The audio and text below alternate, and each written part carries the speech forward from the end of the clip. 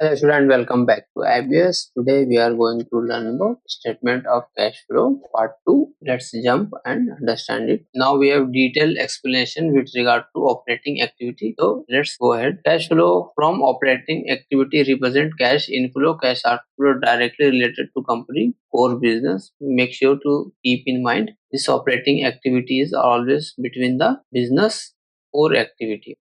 This typically derive from company's primary revenue generation activity and essential operation. You got it? Revenue and essential operation, like from revenue generation and essential activity are the part of this particular operating activity. Operating activities cash flow that are not classified as investing or financing activities generally fall under the operating activity. What they are trying to say, cash flow that are not classified as investing or financing activity. If any cash flow which we are not able to decide whether it is investing or it is financing activity, so those items will also can easily move to operating activity. And key points is gain and loss. Transaction that result are generally not considered operating activities. The exception is such cash flow from trading security held for sale in the near term. So what they are trying to say here, whenever we sold available for sales security kind of share or something, those item will go to your, this is kind of investment in other company, so this will be your investing activity, so it will go to your investing activity. Total sold amount whatever you will get, and the difference with regard to their actual purchase price, and if it is gain we can reduce from net income from operating activity. If it is loss, we will add back to operating activity. Since we are adjusting the, we have already adjusted the total sold price in the investing activity, so that is why this difference will be reduced, so that it will avoid the income increment. Point here is, it is basically not supposed to reduce from your net income, because we are already adjusting into the investing related activity. So that is why whatever it is, whether it is gain or loss, that will be adjusted to your operating activity, because we are posting entry, right, and we are charging to our income statement, whereas while preparing cash flow, that time we are also reducing from investing activity. I hope it is clear to you, because I am explaining it to you the second time. Okay, this is coming through JV, trading security. Classification of cash flow from trading security can vary, operating or investing. Trading in the sense,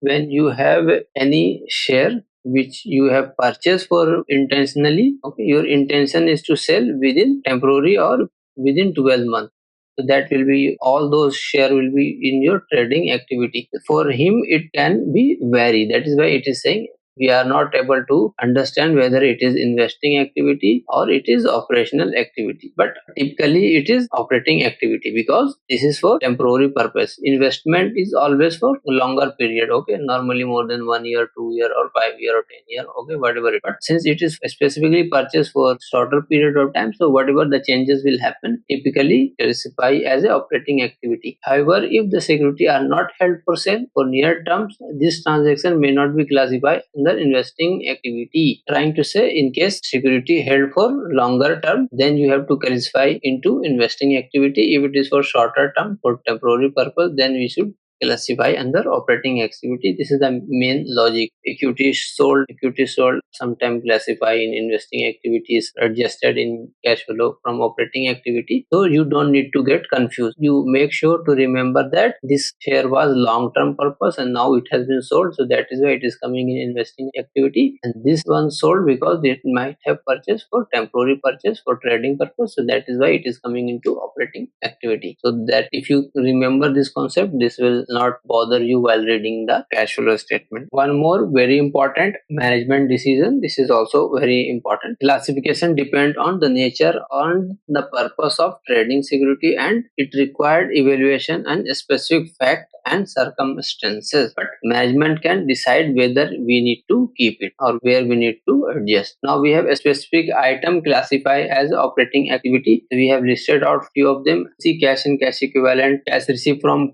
customer, that is your operating part. Cash paid to supplier, operating. Interest payment, interest paid, and dividend received. Dividend received we need to discuss.